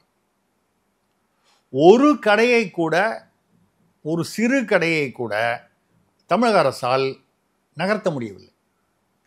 என்ன பிரச்சனை அதுலன்னா, ஒன்றில் அதில் நிறைய பேர் வந்து திமுக ஆதரவாளர்கள், இல்லைன்னா வாக்கு வங்கிக்காக வந்து அதை செய்யாமல் இருக்கிறார். இதே தான் அடையாறு, அதான் சொல்கிறேன், நான் இருக்கிறதும் அடையாறு தான், ஆனாலும் வந்து சொல்கிறேன். ஸோ இது நமக்கு தெரிஞ்ச விஷயம். அப்போ அந்த 1500 கோடி இந்த ஒதுக்கீடுன்னா, அந்த ஒதுக்கீடு அடையாறு ஆற்றோடு போய்விடுமா, கூவம் மாதிரி ஆகிடுமா, முதல்ல கதை ஆகிடுமான்றது தெரியாது. அதுக்கப்புறம் வந்து இவங்க சொல்கிறதெல்லாம் வந்து பார்த்திங்கன்னா, நீங்கள் சொல்கிற மாதிரி ஏதோ இந்த 2500 ரூபா மகளிருக்கு கொடுத்துருவாங்க அப்படின்னு. ஏற்கனவே வந்து மகளிருக்கு வந்து கொடுக்க முடியாமல் மூச்சு திணறல் நடந்திருக்கு, கஜானா காலியாக இருக்குது. ஆனால் துணை முதலமைச்சர் சொல்கிறாரு, அந்த தகுதி இல்லை எல்லாத்துக்குமே நாங்கள் கொடுத்துருவோம். இல்லை, இந்த பட்ஜெட்டில் இது வரைக்கும் நம்ம நிகழ்ச்சிக்குள் நுழைவது வரை அந்த சம்பந்தமாக எதுவும் வரவில்லை. வந்திருந்தால் மகிழ்ச்சி, ஆனால் இதுவரைக்கும் வந்ததாக தெரியவில்லை. ஏன்னா அது வந்து ஒரு பெரிய ஒரு செலவு. அதாவது இவங்க இப்போ பட்ஜெட்டில் போட்டிருக்கிறதெல்லாம் பார்த்தீங்கன்னா 2000 கோடி ரூபா, 2000 ஏக்கரில் ஒரு குளோபல் சிட்டி, ஒரு குளோபல் சிட்டி கொண்டு வருவேன். ஏற்கனவே அதே மாதிரி ராமநாதபுரத்தில் வந்து விமான நிலையம்னு சொல்கிறாங்க, வந்திருக்கு பார்த்தேன் இப்போ இன்றைக்கி பட்ஜெட்டில். ராமநாதபுரத்தில் இருக்கிறவனுக்கு முதல்ல சாப்பாடு போடுங்க ஐயா, அவன் பிழைக்கிறதுக்கு தொழிற்சாலை கட்டுங்கய்யா, அவன் எப்படியா, அதாவது நான் வந்து லாஜிக்கை பேசுகிறேன். ராமநாதபுரத்தில் இருக்கிறவர்கள் விமானத்தில் வரக்கூடாது என்று எனக்கு ஒன்றும் இல்லை. தமிழ்நாட்டில் எந்த பகுதியாக இருந்தாலும் விமான நிலையம் வந்தால் சந்தோஷம். ஆனால் விமான நிலையம் வந்து அங்கே வந்து யார் வந்து விமானம் விடுவா? தமிழ்நாடு அரசா விமானம் விடும்? ஒரு இண்டிகோவோ ஏர் இண்டியாவோ இப்போ இருக்கிறதே, முன்னாலெல்லாம் நிறைய விமான சர்வீஸுகள் இருந்தது, இப்போ இருக்கிறதே 2-3 தான் இருக்குது. இவங்கெல்லாம் வரணுன்னா போக்குவரத்து இருந்தால் தான் வருவாங்க. இப்போது சென்னை தாம்பரத்துலேருந்து கிளாம்பாக்கத்துக்கு வந்து இந்த கேளம்பாக்கம் வழியாக ஒரு மெட்ரோ போடுறதா இருந்ததை ஏன் நிறுத்திட்டாங்க? ஆய்வு எடுத்ததில் அவ்வளவு அது காஸ்ட் வந்து கட்டுப்படி ஆகாது அப்படிங்கிற ஒரு எண்ணத்தில் வந்து அவங்க வந்து நிறுத்திட்டாங்க. ஒரு ஏதோ ஒரு ஆய்வு, அந்த சர்வேயில் வந்து ஒரு நாளைக்கு 5000 பேசஞ்சர் வந்தால் தான் கட்டுப்படி ஆகும், 3000க்கு மேலே வர்றதுக்கு வாய்ப்பு இல்லை. சும்மா ஒரு உதாரணமாக சொல்கிறேன். அப்போது அந்த கணக்கு, அதாவது எதுவாக இருந்தாலும் கமர்ஷியலாக அது வந்து கட்டுப்படி ஆகணும். ராமநாதபுரத்தில் விமான நிலையம் வைத்தால் ராமநாதபுரம் மக்களுடைய, இப்போ தான் நீங்கள் பேசுகிறீங்க கிழக்கு மாவட்டங்கள் மேற்கு மாவட்டம், ராமநாதபுரத்தில் உள்ள மக்களுடைய வாழ்வாதாரம் பொருளாதாரத்தை நீங்கள் உயர்த்தினா தானே விமானத்தில் வருவான். இன்றைக்கி அவன் பஸ்ஸில் போகிறதே பெரிய கஷ்டமாக இருக்குது. நீங்கள் அப்புறம் அங்கே விமான நிலையம் ஏற்படுத்தினா அப்போ என்ன அர்த்தம் வருது? ஓஹோ, ஏதோ வட்டமோ சதுரமோ ஏதோ சில நிறுவனங்கள், ரியல் எஸ்டேட் நிறுவனங்கள் வந்து ராமநாதபுரத்தில் ஒரு கால் ஏதாவது நிலங்களை வாங்கி போட்டாங்களா? இப்போ பரந்தூரில் வாங்கி போட்டாங்க. அது பரந்தூர் வந்து ஒரு பிரச்சனையாக இருக்குது. 13 கிராமங்களில் மக்கள் வந்து எதிர்க்கிறார்கள், ஒத்துக்கொள்ளவில்லை, ஏற்றுக்கொள்ளவில்லை. இப்போ ராமநாதபுரத்துக்கு விமான நிலையம் வரக்கூடாதுன்னு நம்ம சொல்லலை. அங்கே நீங்கள் விமான நிலையம் அமைத்தால் கூட அது வரத்துக்கு ஒரு 5 வருஷமாவது ஆகும். அதுக்குள்ளே திமுக இந்த 2026 திமுக மறுபடியும் ஆட்சிக்கு வருமா வராதா நமக்கு தெரியாது, மக்களுடைய முடிவு. அது மத்திய அரசு தான் விமான நிலையத்துக்கு பொறுப்பு. விமான நிலையம் வரும்னு இவங்க சொன்னால் பத்தாது, இவங்க வந்து பரிந்துரை தான் செய்ய முடியுமே தவிர முடிவு செய்ய. ஜாஸ்தியான விமான நிலையம் ஏன்னா இப்போ திமுக ஆட்சி வந்து நிலம் வாங்கலாம்ல. இல்ல நான் அதான் பரந்தூர் வந்துருச்சு, திராவிடத்தை புரியாமலேயே பேசுகிறீர்கள் வினோத். ஒசூர் வந்துருச்சு, இப்போ ராமநாதபுரம். ஏன் இவ்வளோ விமானம்? பெங்களூர்ல 25 கிலோமீட்டர் பக்கத்துல வந்து வரக்கூடாதுன்னு ஒரு விதிமுறை இருக்கக்கூடிய பெங்களூர் பக்கத்துல ஓசூர்னு வருது, பரந்தூர் வருது, இப்போ ராமநாதபுரம் வருதுன்னா வரப்போவதா சொல்றாங்க. இப்போ பரந்தூரை பற்றி பேசி எவ்வளோ நாள் ஆச்சு? அதிமுக காலத்தில் ஆரம்பித்து அப்பத்துலேருந்து தொடருது. இன்னும் பரந்தூரில் நிலைமையே அடையாளப்படுத்த விடவில்லை. அதுலேயே நிறைய பிரச்சனைகள் இருக்குது.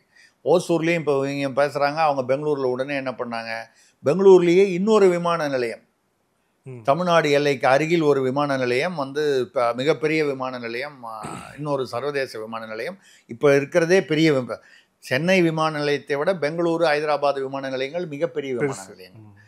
அதே அளவுக்கோ இல்லை அதை விட பெருசாவோ இன்னொன்று கட்ட போகிறேன்றான். எது? இந்த ஓசூர் விமான நிலையத்தை போட்டு தள்ளதுக்காக. இத்தனைக்கு வந்து சித்தாராமையாவை நாங்கள் போய் பார்த்து இந்த வரையறை அதுக்காக நாங்கள் கூப்பிட்றோம் அப்படின்னு சொல்கிறாங்க.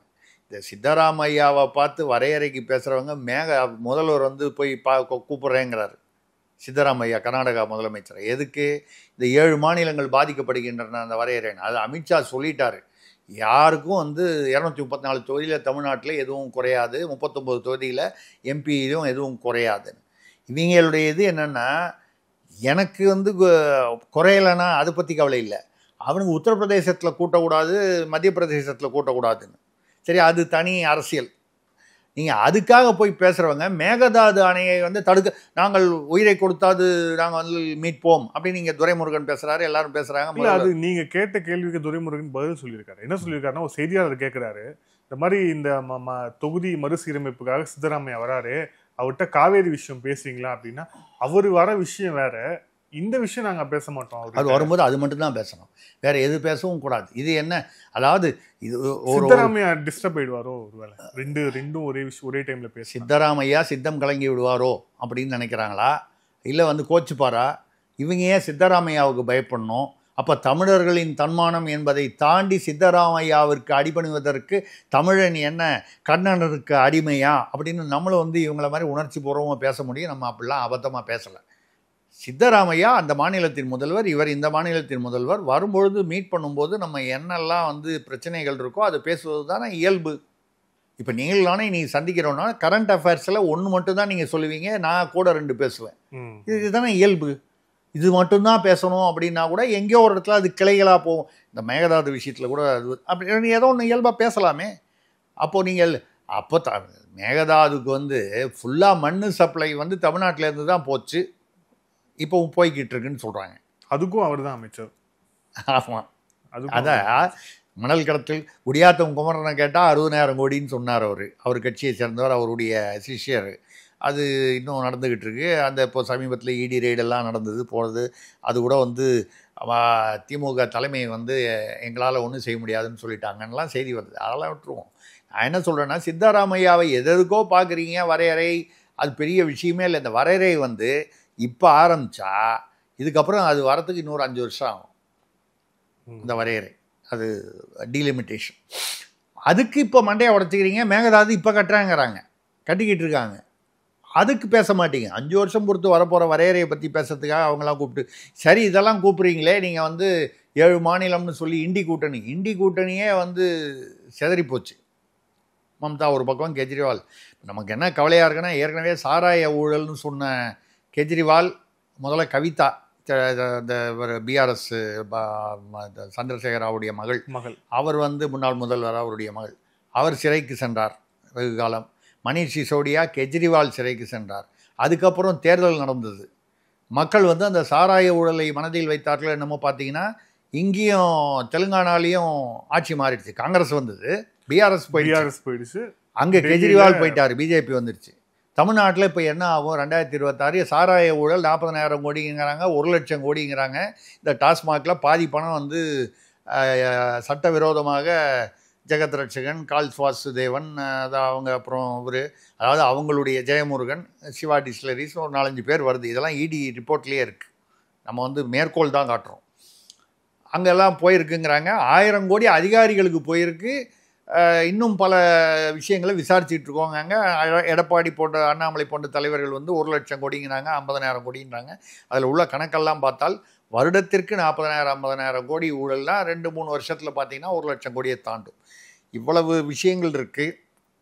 இந்த பட்ஜெட்டில் வந்து நீங்கள் மறுபடியும் வந்து பார்த்தீங்கன்னா, நீங்கள் வந்து எதுக்காக ராமநாதபுரத்தில் விமான நிலையம்னா, நாங்கள் எங்களுக்கு தெரிஞ்சவங்க யாரோ ராமநாதபுரத்தில் நிலம் வாங்கி போட்டிருக்காங்க அப்படின்னு தான் நான் எடுத்துக்க வேண்டியிருக்கு. ஏன்னா ஓசூரில் என்ன நடந்திருக்கு, பரந்தூரில் என்ன நடந்திருக்குன்னு விசாரித்தா இந்த மாதிரி தான் நடந்துக்கிட்டு இருக்குன்னு சொல்கிறாங்க. யாரோ கோட் அன்கோட் மேற்கோள் காட்டு வைத்து கொள்ளுங்கள். முக்கோணமாக, வட்டமாக, சதுரமாக, ஏதோ ரியல் எஸ்டேட் கம்பெனி 2,000 ஏக்கர் வாங்கி போட்டிருக்கு, 1000 ஏக்கர் வாங்கி போட்டிருக்கு அப்படின்னு சொல்கிறாங்க. அதோடைய உறுதித்தன்மை நமக்கு தெரியாது. வேறு என்ன ஹைலைட்டான பாயிண்ட்ஸ்? வேறு ஹைலைட் வந்து உங்களுக்கு ஒன்றும் பெருசாக இல்லை. ட்ரிங்கிங் வாட்டருக்காக 610 கோடி, அதாவது குடிநீருக்காக, அப்புறம் சாலைகளுக்காக 120 கோடி. இதெல்லாம் வந்து பார்த்தீங்கன்னா ஒரு பட்ஜெட்னாலே குடிநீருக்காக இவ்வளவு, கல்விக்காக இவ்வளவு, சாலைகளுக்காக இவ்வளவு, உள்கட்டமைப்புக்காக இவ்வளவு அப்படின்னு ஒதுக்கீடு. இந்த ஒதுக்கீடுகளை தவிர எந்த விதமான பள்ளி மாணவர்களுக்கு வந்து உதவி, பள்ளியில் வந்து பார்த்தீங்கன்னா பல பள்ளிகளில் ஆசிரியர்களே இல்லை, போர்டுகளே இல்லை, கூரை இடிஞ்சு விழுது, இதெல்லாம் நடந்துக்கிட்டு இருக்கு. நீங்கள் எல்லாமே இப்போ பேசுகிறது எல்லாமே ஒதுக்கீடு. இந்த ஒதுக்கீடு அடுத்த 1 வருஷத்துக்குள்ளே இந்த 2026 ஆட்சி மாறலாம், மாறாமல் இருக்கலாம். திமுகவே மறுபடியும் ஆட்சிக்கு வந்தால் கூட அது வேறு ஆட்சி, புது ஆட்சி, அது தனி கணக்கு. அந்த 5 வருஷம் தனி கணக்கு. நீங்கள் யார் ஆட்சிக்கு வந்தாலும் உங்களுடைய ஆட்சி அந்த 26 இப்போ முடிகிறது. அப்போ நீங்கள் அந்த 1 வருஷம்தான். இந்த 1 வருஷத்தில் இத்தனை ஒதுக்கீடுன்னா, ஒதுக்கீடுக்கும் நம்ம இந்தியாவிலேயே, நான் சொல்கிறது திமுக தமிழ்நாடுன்னு இல்லாமல் பொதுவாகவே நம் நாட்டில் வந்து அந்த பட்ஜெட்டில் வந்து ஒரு மிகப்பெரிய குறைபாடு நான் பலமுறை பேசியிருக்கிறேன். அதையே தான் தொடர்ந்து பேசுகிறேன். ஒரு பட்ஜெட்லையும் எப்படி வரணும்னா, நான் சொல்கிறது நிர்மலா சீதாராமனோ இல்லை வேறு யாரோ அங்கே மத்திய மந்திரி ப. சிதம்பரம் இருக்கும்போதும் சரி, நிர்மலா சீதாராமன் இருந்தாலும் சரி, தேசிய பட்ஜெட்டாக இருந்தாலும் சரி, மாநில பட்ஜெட்டாக இருந்தாலும் சரி, நீங்கள் என்ன வந்து கரெக்டாக வந்து நீங்கள் பார்க்கணும். இப்போ ஒரு குழந்தை வீட்டில் இருக்குது, ப்ராக்ரஸ் ரிப்போர்ட்டு கொண்டு வந்து காமிக்குது. நான் இப்போ ஒரு பட்ஜெட்டை வந்து ரொம்ப சிம்பிளாக சொல்லி இதை முடிச்சிடுறேன். ப்ராக்ரஸ் ரிப்போர்ட்டு உங்கள் குழந்தை வந்து உங்கள்கிட்ட காமிக்குது. நீங்கள் உடனே என்ன பார்ப்பீங்க? இந்த தடவை கணக்கில் எவ்வளோ மார்க்கு? 80 மார்க்கு. போன தடவை எவ்வளோ? 84. ஏன் 4 மார்க் குறைஞ்சி போச்சு? இங்கிலீஷில் 2 மார்க் கூட வாங்கியிருக்கேன், பரவாயில்ல, வெரி குட். தமிழில் 1 மார்க்கு தான் கூட வாங்கியிருக்கேன், இன்னும் கொஞ்சம் கூட வாங்கலாமே. இதுதானே. அப்போது இதுக்கு முன்னால் உள்ள பரீட்சையில், அது காலாண்டோ அரையாண்டோ ஏதோ ஒரு பரீட்சை, அந்த பரீட்சையில் என்னன்றது மார்க் அங்கே இருக்குது. பக்கத்துலேயே வந்து இந்த தடவை வாங்கினது இருக்குது. நீங்கள் ஒரு குழந்தையுடைய கல்வியில் ஒரு குடும்பத்தில் வந்து ப்ராக்ரஸ் ரிப்போர்ட்டிலேயே அதில் வந்து நீங்கள் வந்து பார்த்து அதை ஒப்பிட்டு அந்த குழந்தையிடம் நீங்கள் வந்து எதிர்பார்க்கிறீர்கள், கேள்வி கேட்கிறீர்கள், அதுக்கிட்ட நீங்கள் அறிவுறுத்துகிறீர்கள். கணக்கில் இன்னும் கொஞ்சம் நல்லா பண்ணணும், சயின்ஸில் நல்லா பண்ணியிருக்க, கணக்கில் இன்னும் கொஞ்சம் இம்ப்ரூவ் பண்ணணும். இது தானேங்க பட்ஜெட்டில் வரணும். ஒரு குழந்தைக்கு இடம் நம் ப்ராக்ரஸ் ரிப்போர்ட்டில் வர்றது தானே ஒரு தேசிய பட்ஜெட்டோ மாநில பட்ஜெட்டோ. நீங்கள் வந்து இந்த தடவை உதாரணமாக அடையாறு நதி மீட்பு 1500 கோடின்னு போகிறீங்க. போன வருஷம் நீங்கள் பட்ஜெட்டில் எவ்வளவு வந்து ஒதுக்கீடு பண்ணீங்க? ஒதுக்கீடு பண்ண போனால் செலவாச்சா? செலவாகி அதோடைய பலன் என்ன? பர்ஃபார்மன்ஸ் என்ன? கல்வி, பள்ளி, நான் சயின்ஸு இங்கிலீஷுங்கிற மாதிரி ப்ராக்ரஸ் ரிப்போர்ட் மாதிரி கல்விக்காக என்ன? சாலைகள், போன தடவை எத்தனை கிலோமீட்டர் சாலைகள் போடுறதாக பட்ஜெட் ஒதுக்குனீங்க? அத்தனை கிலோமீட்டர் இந்த போட்டிங்களா இல்லையா? போட்டிங்கன்னா போட்டேன்னு சொல்லுங்கள், போடலைன்னா ஏன் போடலைன்னு சொல்லணும். இப்படி பட்ஜெட் என்னைக்கு வந்து இந்தியாவில், தமிழ்நாடு உட்பட இந்தியாவில் வருகிறதோ அன்றைக்கி தான் பட்ஜெட் வந்து ஒரு உருப்படியான விஷயமா இருக்கும். மக்களுக்கு வந்து அது பயன்படக்கூடிய, ஒப்பிட்டு பார்த்து இது முன்னேற்றமா பின்னேற்றமா என்று முடிவு செய்யக்கூடிய பட்ஜெட் வந்து இருக்கும். இல்லைன்னா தப்பாக நினைக்காதீங்க, எந்த பட்ஜெட்டாக இருந்தாலும், அது தேசிய அரசாக இருந்தாலும் சரி, மாநில அரசாக இருந்தாலும் சரி, தமிழ்நாடு அரசாக இருந்தாலும் சரி, இந்த பட்ஜெட் என்பது மக்களுக்கு செய்யப்படும் மிகப்பெரிய பம்மாத்து என்பது தான் என்னுடைய கருத்து. இந்த நேர்காணல் இறுதியான கேள்வி. இப்போ நான் இந்த பட்ஜெட்டில் கூடிய சில விஷயங்களை சொல்கிறேன், ஒரு வார்த்தையில் அதுக்கான பதில் வந்து சொல்லணும் சார். நீங்கள் இது ஒரு இது மாதிரி வச்சுப்போம். மசூதிகள் தேவாலயங்கள் சீரமைப்புக்கு 10 கோடி ஒதுக்கீடு. நாங்கள் சிறுபான்மையினர் நலம் 5 ஆண்டுகள், சிறுபான்மையினர் நலம்னா பெரும்பான்மையினருக்கு நலம் உண்டானா அதுக்கு கும்பாபிஷேக கணக்கு கொடுப்போம், அது வேற விஷயம். 5 ஆண்டுகள் இருந்தாலே பட்டா, 5 ஆண்டுகள் இருந்தாலே பட்டா வழங்கப்படும் ஒரு அறிவிப்பு. ஐயோ, பயமாக இருக்கே. வாடகைக்கு விடுறவன்லாம் வந்து கதி என்ன ஆகுது? 5 வருஷமாக ஒருத்தன் வாடகைக்கு இருந்தான்னா அவனை பார்த்து ராத்திரியில் ஈரத்துணியை வயிற்றில் கட்டிட்டுல படுக்கணும். அதுவும் வந்து குறிப்பிட்ட கட்சிக்காரர்கள் வந்து ஒரு 5 வருடத்துக்கு மேலே ஒரு இடத்துல இருந்துட்டாங்கன்னா நிலம் அவங்ககிட்ட இருந்து திருப்பி வாங்கவே முடியாதே. ஐயா, அராஜகம் போல தெரிகிறது. ரைட்டு, அரசு அலுவலகம். சரி, இதில் பஞ்சமி நிலம் எப்படி கணக்கு? நீங்கள் சொன்னீங்களே அதில் 5 வருடம் இருந்தால் பரவாயில்ல, 500 வருடமாக பஞ்சமி நிலமாக இருந்ததெல்லாம் நீங்கள் என்ன, நான் சொல்கிறது வந்து யார் அதை ஆக்கிரமித்தார்களோ, எந்த கட்சியினரோ, அதில் எந்த பெரிய பத்திரிகை அலுவலகம் வந்ததோ இல்லை கட்சி தலைமை அலுவலகம் வந்ததோ அதெல்லாம் திருப்பி கொடுத்துருவீங்களா? அது குறிப்பில்லை, தெரியல. சரி, அரசு அலுவலர்கள் விபத்தில் இருந்தால் 1 கோடி ரூபாய். அரசு அலுவலர்கள் விபத்தில் இறந்துட்டாங்க அப்படின்னா 1 கோடி ரூபாய். விபத்துங்கிறது கள்ளசாராயம் உண்டா இல்லையா என்பது என்னுடைய கேள்வி. சுற்றுலா கட்டமைப்பை நவீனமாக்க 300 கோடி ரூபாய். கலைஞர் பூங்கா, கலைஞர் நூற்றாண்டு கட்டடம், அப்புறம் வந்து இந்த பேனா வந்து இது, அப்புறம் இங்கே உள்ளரங்கம், இது மாதிரி வந்து கலைஞர் பெயரால் உள்ள இது. இப்போ புதுசாக வந்து பெரியார் பெயரில் ஒரு இது ஆஸ்பத்திரி கூட கட்டுறாங்க. இதெல்லாம் சுற்றுலா மையங்களில் வருமா என்று எனக்கு தெரியவில்லை. ஆனால் வந்து பொதுவாக வந்து எல்லா சுற்றுலா மையங்களுக்கும் நல்ல விதத்தில் இவர்கள் வந்து பொதுவாக கட்சி சார்பில்லாமல் செய்தால் வரவேற்கத்தக்கது. 2100 கோடி ரூபாய் செலவில் சாலைகள். ஏங்க, இதுக்கு முன்னால் தமிழ்நாட்டில் போன பட்ஜெட்டு, போன வருஷம், அதுக்கு முன்னால் இந்த திமுக ஆட்சி, அதுக்கு முன்னால் அதிமுக ஆட்சி மாறி மாறி வந்தபோது இது சாலைகளே இல்லாமல் நம்ம வந்து போடுதுமா? ரெண்டாவது, நீ இந்த சாலைகள் போடுறது முக்கியம் இல்லை, ஒதுக்கீடு பண்ணுறது முக்கியம் இல்லை. சொரண்டுனா மறுநாளே தார் கையோட பிச்சுக்கிட்டு வருதே, அதுக்கு ஏதாவது வழி உண்டா? நீர்வளத்துறைக்கு 9460 கோடி ரூபாய் ஒதுக்கீடு. 60,000 கோடி நீர்வளத்துறையில் தான் வந்து வசூலாச்சுன்னு குடியாத்தம் குமரன் சொன்னார். இந்த 470 கோடி ரூபாயில் வந்து இந்த நீர் எங்கே போய் கடலில் சேருமா, இந்து மகாசமுத்திரத்தில் சேருமான்னு எனக்கு தெரியல. உயர்கல்விக்கு 8494 கோடி ரூபாய் ஒதுக்கீடு. 10ஆம் கிளாஸ்லேயும் 12ஆம் கிளாஸ்லேயும் தமிழில் 50,000 பேர் வந்து ஃபெயில் ஆகிறாங்களே, இவங்க எப்படி உயர்கல்விக்கு வருவாங்கங்கிறத முதல்ல நீங்கள் அந்த பள்ளிக்கல்வியை சரி பண்ணாதானே. 8ஆம் கிளாஸ் பையனுக்கு 2ஆம் கிளாஸ் 3ஆம் கிளாஸ் வகுப்பு பாடங்கள் வந்து படிக்க தெரியல, எழுத தெரியல. நீங்கள் அடிப்படை பள்ளிக்கல்வியை சரி பண்ணாதான் தமிழர்களுக்கு உயர்கல்விக்கு அவன் போக முடியும். நீங்கள் உயர்கல்விக்கு ஒதுக்கீடு பண்ணுறீங்க அப்படின்னு சொன்னால், அதாவது ஏதோ சொல்லுவாங்க, மகாகவி காளிதாஸ் படத்தில் வந்து அவர் மேலே உட்காந்துக்கிட்டு அடிமரத்தை வெட்டுவார். நீங்கள் அடிமரம் பலவீனமாக இருக்குது, அதை விட்டுட்டு நீங்கள் மேலே உட்காந்து அடிமரத்தை வெட்டுற மாதிரி இருக்கே. இல்லை, இப்போ அடிமரத்துக்கும் போட்டிருக்காங்க.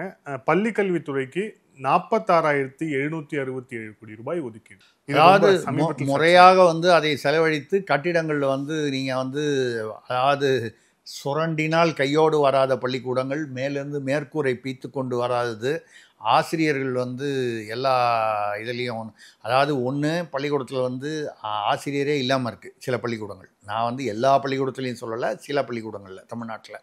இல்லைன்னா சிலதில் வந்து 2 பேர் ஆசிரியர் இருக்காங்க, மொத்தமே 10 மாணவர்கள் தான் இருக்காங்க. இந்த மாதிரி உள்ள நிலைமையை சரி செய்து சீர் செய்து இவர்கள் செய்தார்களானால் வரவேற்கலாம். மகளிர் உரிமை தொகை உங்களுக்கு ரொம்ப பிடிச்ச ஒரு ஸ்கீம். மகளிர் உரிமை தொகைக்கு 13,807 கோடி ரூபாய் ஒதுக்கீடு.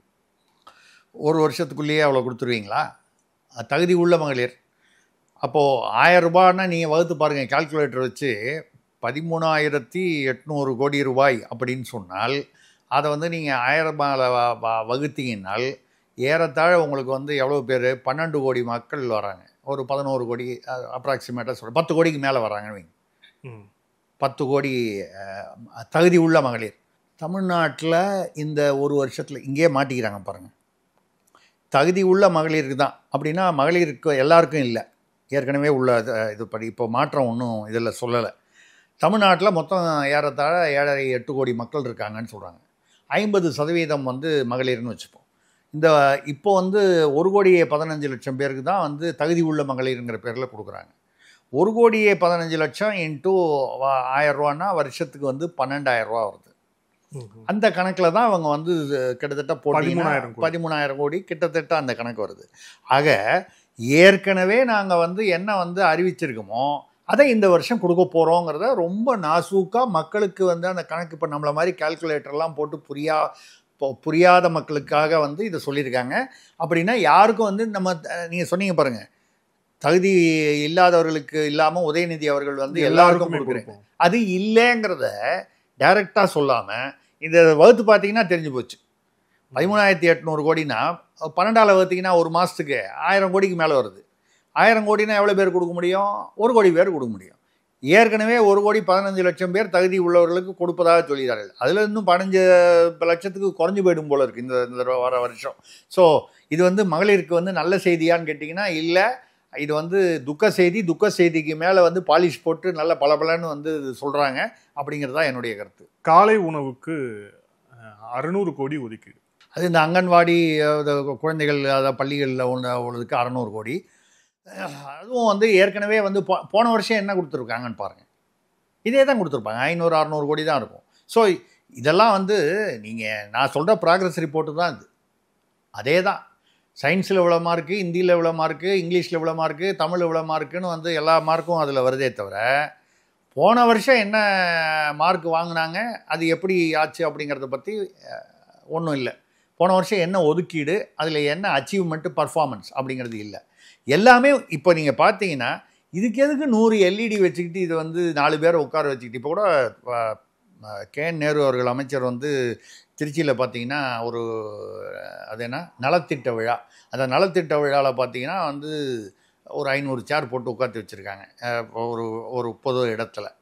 அந்த சமயம் பார்த்து தூறல் போட்டுச்சு, மழை பெஞ்சிச்சு. அவர் வந்துட்டார், அதை உள்ளூர் எம்எல்ஏவையும் கூட்டிகிட்டு. 20 பேர் தான் வந்து உட்காந்துருக்காங்க. 500 பேருக்கு மேலே சேர் போட்ட இடத்துல 20 பேர் தான் உட்காந்துருக்காங்க. அவர் வந்து கேட்குறாரு, என்ன கும்பலே இல்லை, மழைங்க, அப்போ இதில் என்ன நலத்திட்டம் பண்ணுறதுன்னு சொல்லி ஒரு கோபமாக பேசிட்டு வண்டி ஏறிட்டு இன்னொரு நாள் வச்சுக்கலாம் அப்படின்ட்டு போயிட்டார். ஆக இந்த எல்இடியும் அப்படி தான். அப்போ பட்ஜெட்டில் மக்களுக்கு இருக்கிற ஆர்வம், பட்ஜெட் பம்மாத்து என்பது நான் மட்டும் சொல்லவில்லை, மக்களுடைய அடிப்படை எண்ணத்தில் இந்த பட்ஜெட்டில் அப்படி தான். ஏதாவது ஒரு 600 கோடி 700 கோடி 1300 கோடின்னு கதை சொல்லுவாங்க. இதெல்லாம் ஒன்றும் வேலைக்கு ஆகாதுன்னு சொல்லி அவன் வேலையை பார்த்துக்கிட்டு இருக்கான். அதனால தான் நீங்கள் பாண்டி பஜாரில் வைக்கிறதா இருந்தாலும் எங்கே வைக்கிறதா இருந்தாலும் அவ்வளவு லட்சம் செலவு பண்ணி வச்சா கூட 4 பேர் நின்று பார்க்குறான் அப்படின்னு சொன்னால் இந்த பட்ஜெட் எவ்வளோ பெரிய பம்மாத்து அப்படிங்கிறத மக்கள் உணர்ந்திருக்கிறார்கள் என்று தான் நான் சொல்ல முடியும். நன்றி சார், பல்வேறு கேள்வி. Thank you sir. தேங்க்யூ. மிக்க நன்றி, வணக்கம்.